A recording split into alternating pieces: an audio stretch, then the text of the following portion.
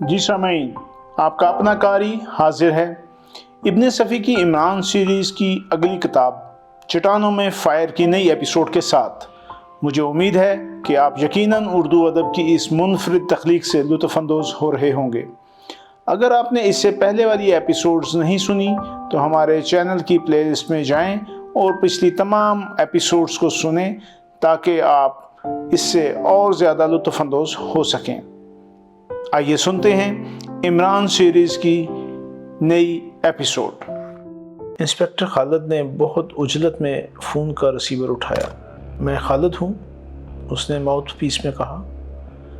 کیا آپ فوراً مجھے وقت دے سکیں گے؟ اوہ شکریہ، میں ابھی حاضر ہوا۔ اس نے تیزی سے ریسیور رکھا اور کمرے سے نکل گیا۔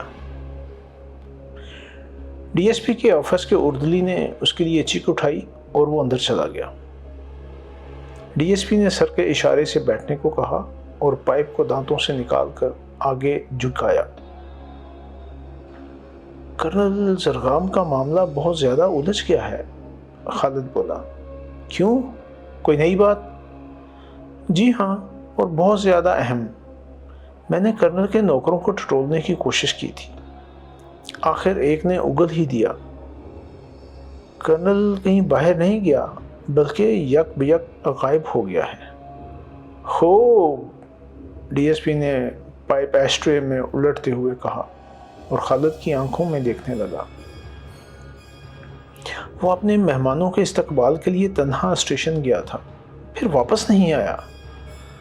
واہ، ڈی ایس پی انگلی سے میز کھٹکھٹاتا ہوا کچھ سوچنے لگا، پھر اس نے کہا، اس کے گھر والوں کو تو بڑی تشویش ہوگی۔ قطعی نہیں، یہی تو حیرت کی بات ہے۔ ڈی ایس پی نے پیر پھیلا کر طویل انگڑائی لی اور کرسی کی پوچھ سے ٹک گیا۔ پھر تمہارا کیا خیال ہے؟ ڈی ایس پی نے تھوڑی دیر بعد پوچھا۔ میں ابھی تک کسی نتیجے پر نہیں پہنچ سکا۔ واہ، یہ بھی کیا کوئی مشکل مسئلہ ہے؟ ڈی ایس پی مسکرایا۔ کرنل زرغام بھی شفٹن کی دھمکیوں سے نہ بچا ہوگا، لیکن وہ غائب ہو گیا۔ اس نے پولیس کو اطلاع نہیں دی، دوسروں نے پولیس کو اطلاع دی تھی، اور وہ سب موجود ہیں۔ اس لائن پر سوچنے کی کوشش کرو۔ میں سوچ چکا ہوں، اور پھر بھی کسی خاص نتیجے پر نہیں پہنچے۔ جی نہیں، کمال ہے۔ ارے بھائی، یہ تو ایک بہت ہی واضح قسم کا اشارہ ہے۔ آپ ہی رہنمائی کیجئے، میں تو بھی بقول شخص مبتدی ہوں، آپ ہی سے سیکھنا ہے مجھے، خالد نے کہا۔ دیکھو، تم دو ایسے آدمیوں کے نام دھمکی کے خطوط لکھو جن میں سے ایک تم سے واقف ہو اور دوسرا ناواقف۔ فرض کرو تم اپنی موجودہ حیثیت میں دونوں کو لکھتے ہو کہ وہ خطرے میں ہیں اور کسی وقت بھی گرفتار کیے جا سکتے ہیں۔ وہ شخص جو تمہیں نہیں جانتا اسے مذاق سمجھے گا، یہی سوچے گا کہ کسی نے اسے بیوقوف بنایا ہے، لیکن اس شخص پر اس کا کیا اثر ہوگا جو تم سے اور تمہارے عہدے سے بخوبی واقف ہے؟ بدحواس ہو جائے گا، خالد بولا۔ ٹھیک اسی طرح شفٹن کے معاملے کو لے لو۔ ہمارے لیے بھی یہ نام نیا ہے، چہ جائے گا وہ لوگ جنہیں خطوط موصول ہوئے ہیں۔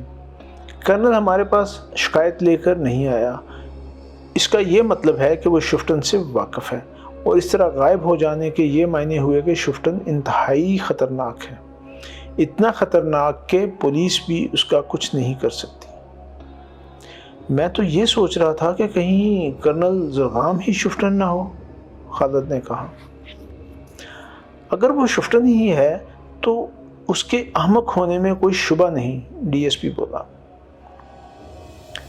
اگر وہ شفٹن ہی ہے تو اسے ہمارے پاس ضرور آنا چاہیے تھا، نہیں؟ خالد، وہ شفٹن نہیں ہے، ورنہ اس طرح غائب نہ ہوتا۔ تو پھر اب مجھے کیا کرنا چاہیے؟ کرنل زرغام کو تلاش کرو۔ کچھ دیر خاموشی رہی، پھر ڈی ایس پی نے پوچھا، عمران کا کیا رہا؟ کچھ نہیں، اس کی شخصیت بھی بڑی پراسرار ہے۔ ڈی ایس پی ہنسنے لگا، پھر اس نے کہا، کیپٹن فیاض نے میرے تار کا جواب دیا ہے، عمران کے متعلق اس نے لکھا ہے کہ وہ ایک پرلے سرے کا احمق آدمی ہے، فیاض کا دوست ہے، یہاں تفریحاً آیا ہے، اکثر حماقتوں کے سلسلے میں مصیبتیں مول لے بیٹھتا ہے، اسی لیے فیاض نے مجھے خط لکھ دیا تھا کہ اگر ایسی کوئی بات ہو تو اس کی مدد لی جائے۔ مگر صاحب، وہ کرنل زرگام کا پرائیویٹ سیکرٹری کیسے ہو گیا؟ مجھے بھی فیاض کی کہانی پر یقین نہیں، ڈی ایس پی نے کہا۔ یہ فیڈرل والے کبھی کھل کر کوئی بات نہیں بتاتے۔ اس کے بعد کمرے میں گہری خاموشی مسلط ہو گئی۔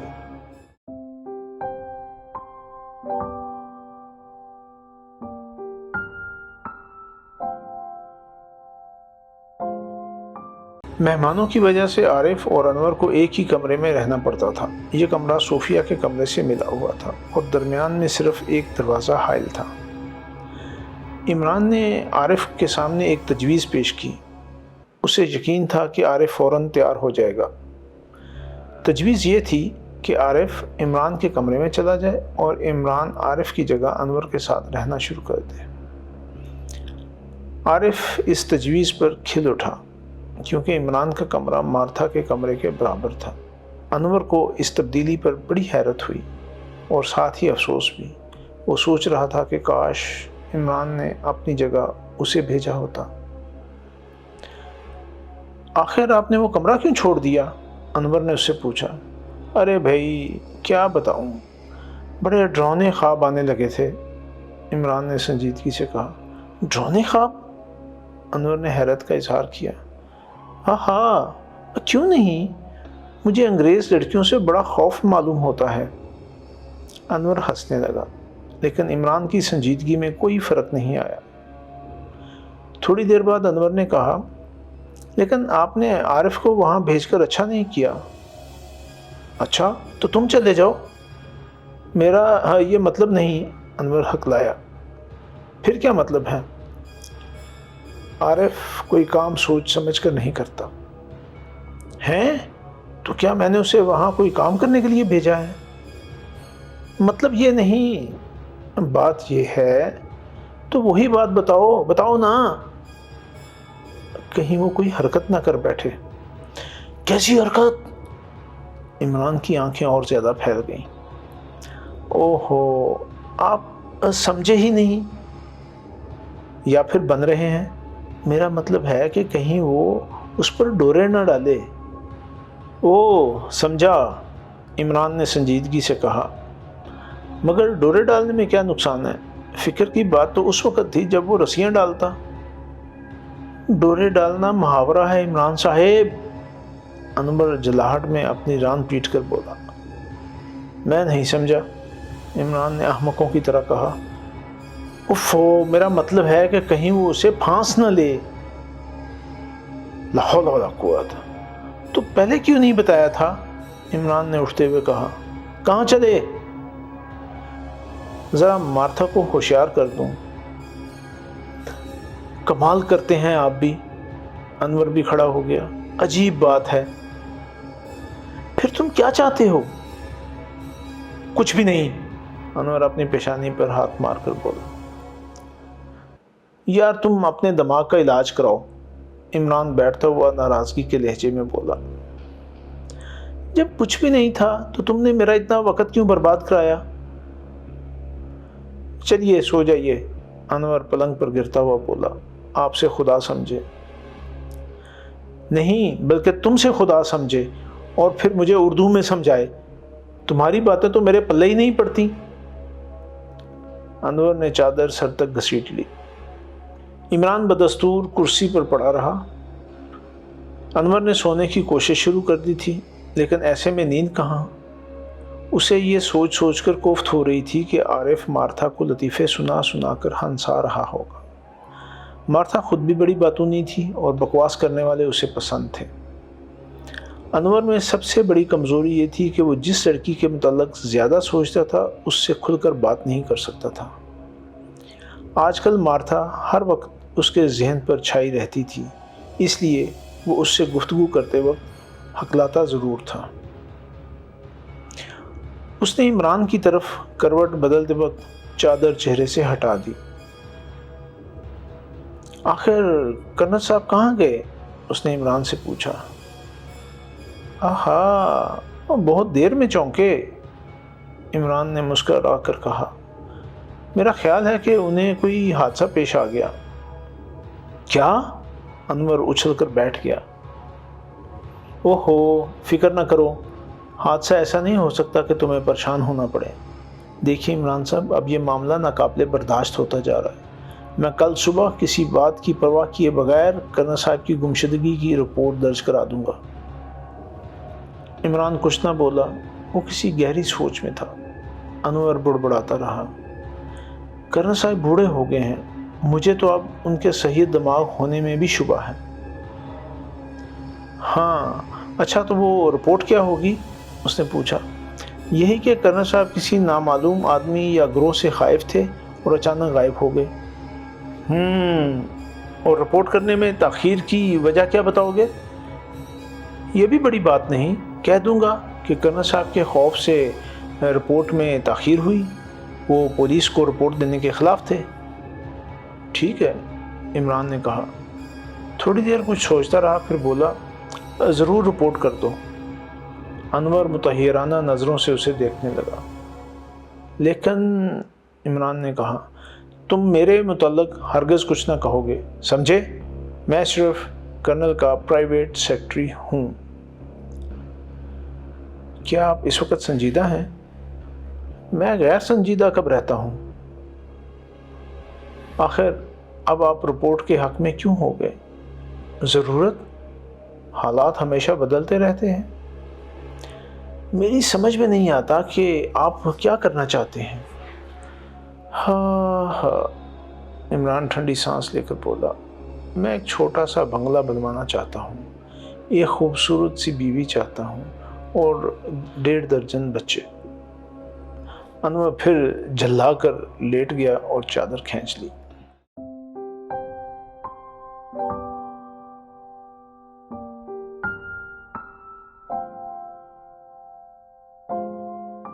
عمران نے سنجیدہ صورت بارتوش کو حیرت سے دیکھا، جو زمین پر دوزانوں بیٹھا ایک ننھے سے خود رو پودے پر جھکا ہوا شاید اسے سونگھ رہا تھا۔ پھر شاید بارتوش نے بھی عمران کو دیکھ لیا۔ اس نے سیدھے کھڑے ہو کر اپنے کپڑے جھاڑے اور مسکرا کر بولا، مجھے جڑی بوٹیوں کا خپت ہے۔ اچھا؟ عمران نے حیرت ظاہر کی۔ تب تو آپ اس بوٹی سے ضرور واقف ہوں گے جسے کھا کر آدمی کتوں کی طرح بھونکنے لگتا ہے۔ بارتوش مسکرا پڑا۔ اس نے کہا، میرا خیال ہے کہ میں نے کسی ایسی بوٹی کے متعلق آج تک نہیں سنا۔ نہ سنا ہوگا، لیکن میں نے سنا ہے، مجھے جڑی بوٹیوں سے عشق ہے۔ اوہو، بارتوش نے حیرت کا اظہار کیا۔ اگر یہ بات ہے تو آپ ضرور میری مدد کریں گے۔ مدد؟ عمران اسے ٹٹولنے والی نظروں سے دیکھنے لگا۔ ہاں، ایک بوٹی ہی کی تلاش مجھے سوناگری لائی ہے، بارتوش بولا۔ اگر وہ مل جائے۔ عمران نے پہلی بار اس کے چہرے سے سنجیدگی رخصت ہوتے دیکھی۔ اس کی سپاٹ آنکھوں میں ہلکی سی چمک آ گئی تھی اور ایک پل کے لیے ایسا معلوم ہوا جیسے وہ کسی بچے کا چہرہ ہو۔ اگر وہ بوٹی مل جائے، بارتوش نے گلا صاف کر کے کہا، میں نے سنا ہے کہ وہ یہاں کسی مقام پر بکثرت ملتی ہے۔ لیکن اس کی خاصیت کیا ہے؟ عمران نے پوچھا۔ ابھی نہیں، میں پھر بتاؤں گا۔ خوب، عمران کچھ سوچنے لگا، پھر اس نے کہا، کیا سونا بنتا ہے اس سے؟ اوہ، تم سمجھ گئے، بارتوش نے کہکا لگایا۔ بوٹی کی پہچان کیا ہے؟ عمران نے پوچھا۔ پورے پودے میں صرف 3 پتیاں ہوتی ہیں، گول گول سی۔ ہم ضرور تلاش کریں گے، عمران نے سر ہلا کر کہا۔ وہ کرنل کی کوٹھی سے زیادہ فاصلے پر نہیں تھے۔ بارتوش نے 1 فرلانگ لمبے نشیب کی طرف اشارہ کر کے کہا، ہمیں وہاں سے اپنی تلاش شروع کرنی چاہیے۔ لمبی پتیوں والی کانٹے دار جھاڑیاں وہاں بکثرت معلوم ہوتی ہیں۔ مگر ابھی تو گول پتیوں کی بات تھی، عمران بولا۔ اوہ، ٹھیک ہے، وہ بوٹی دراصل ایسی ہی جھاڑیوں کے قریب اگتی ہے، بارتوش نے کہا، وہ دونوں نشیب میں اترنے لگے۔ انور صاحب کہاں ہیں؟ بارتوش نے پوچھا۔ میں نہیں جانتا۔ میں جانتا ہوں، بارتوش مسکرا کر بولا۔ وہ کرنل زرگام کی گمشدگی کی رپورٹ کرنے گئے ہیں۔ کیا؟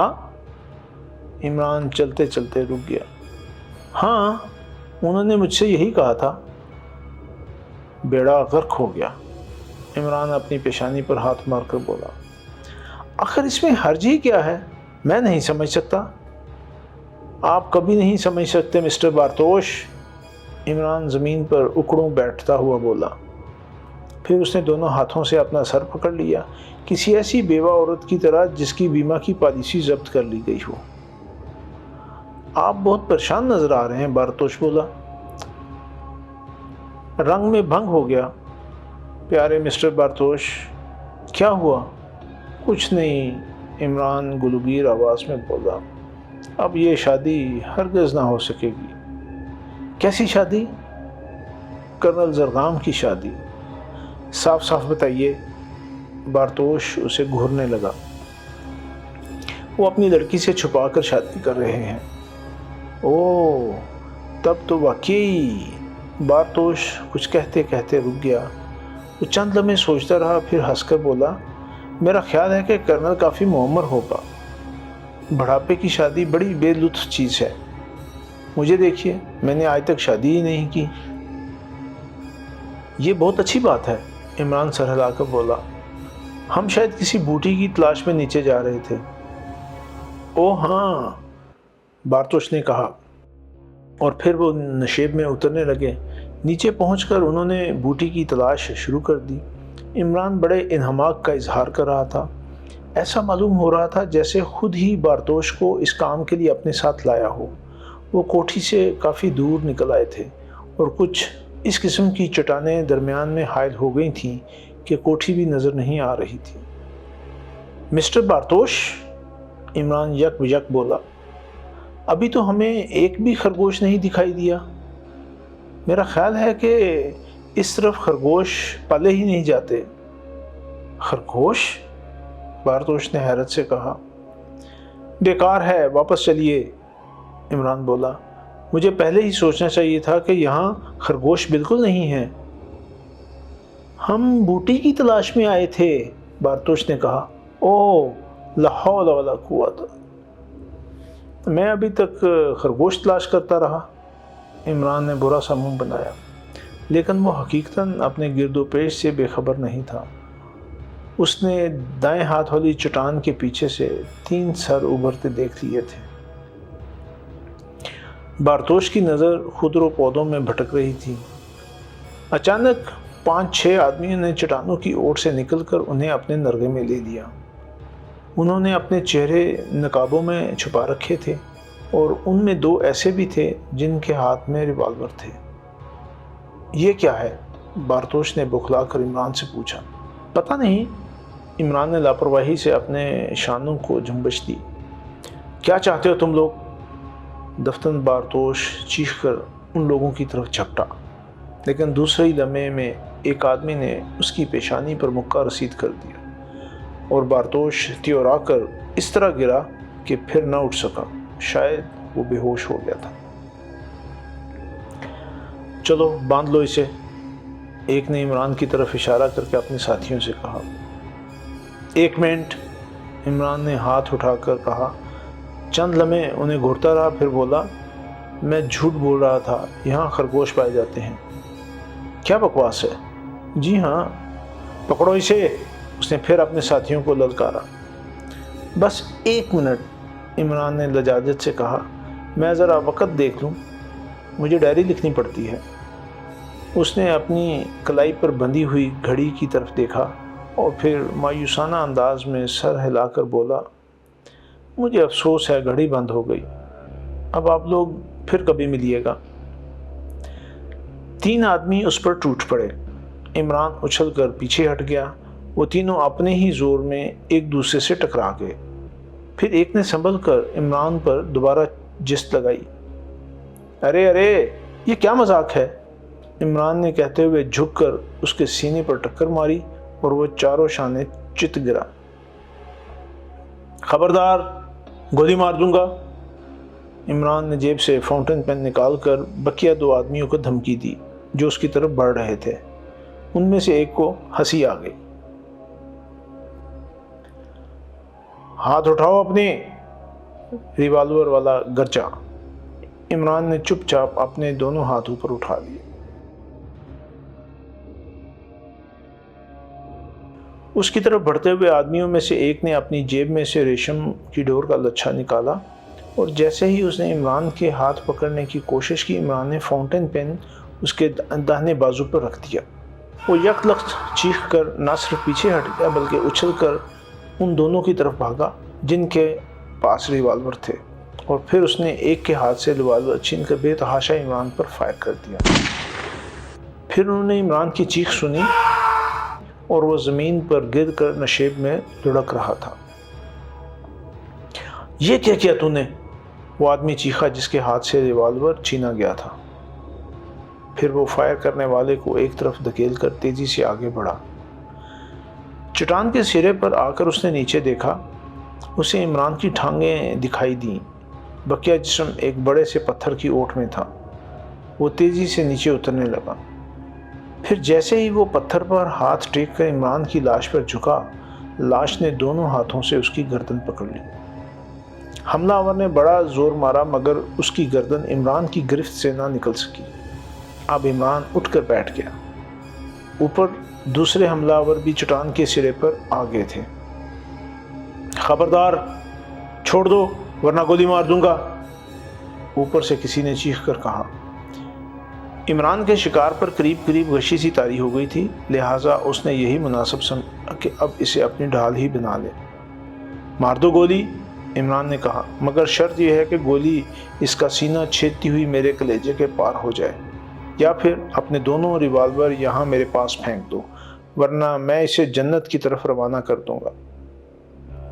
اس کی گرفت میں جکڑے ہوئے نقاب پوش کے ہاتھ پیر ڈھیلے ہو گئے تھے۔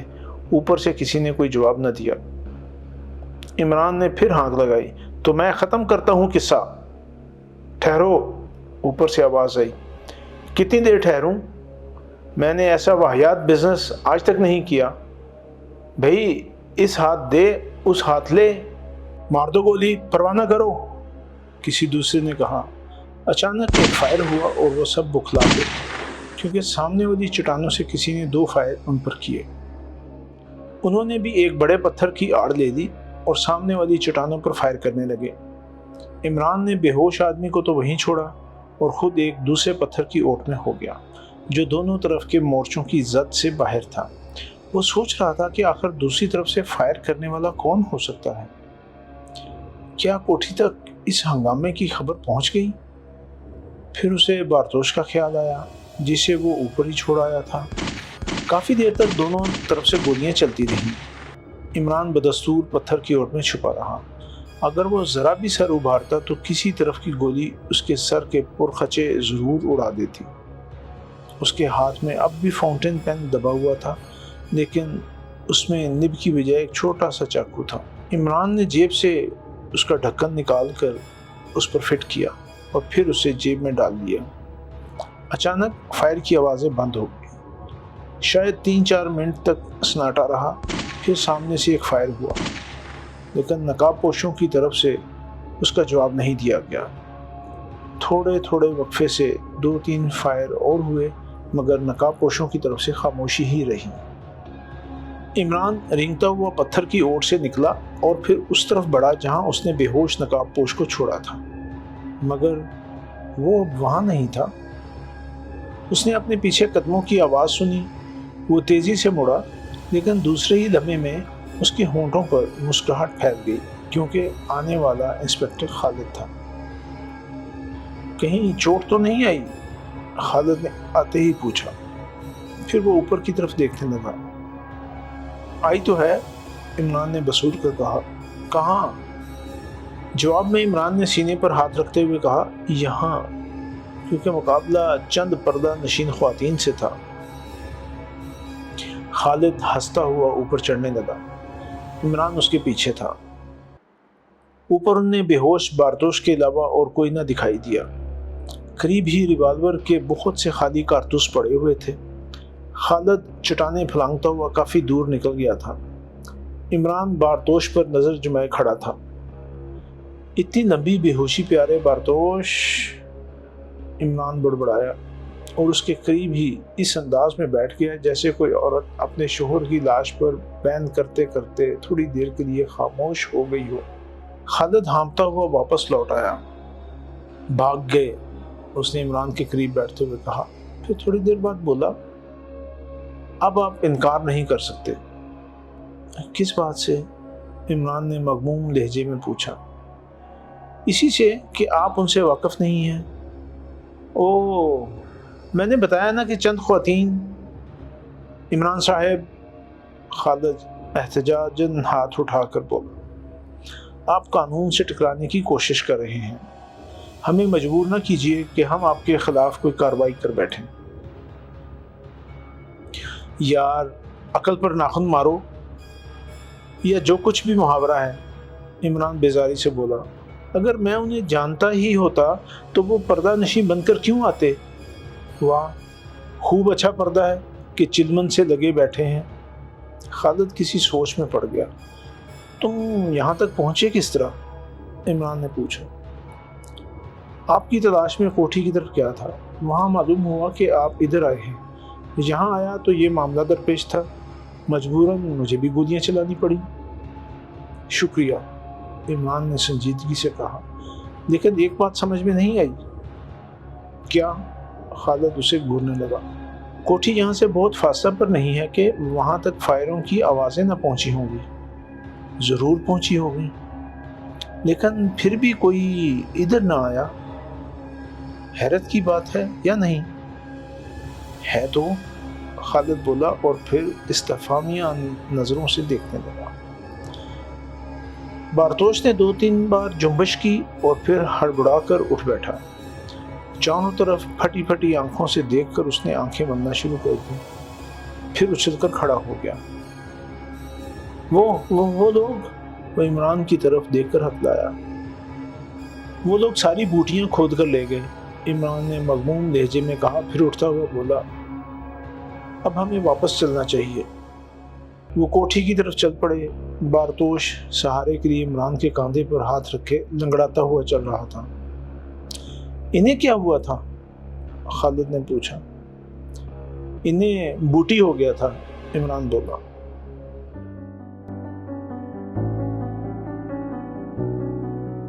جی سامعین، آپ نے عمران سیریز کی نئی ایپیسوڈ سنی۔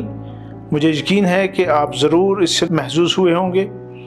آپ کا قاری آپ سے اجازت چاہتا ہے، مگر جانے سے پہلے ہمارے چینل کو ضرور سبسکرائب کریں، اپنے دوستوں اور دیگر حلقہ احباب میں بھی اسے شیئر کریں۔ ملتے ہیں کچھ دیر کے بعد نئی ایپیسوڈ کے ساتھ۔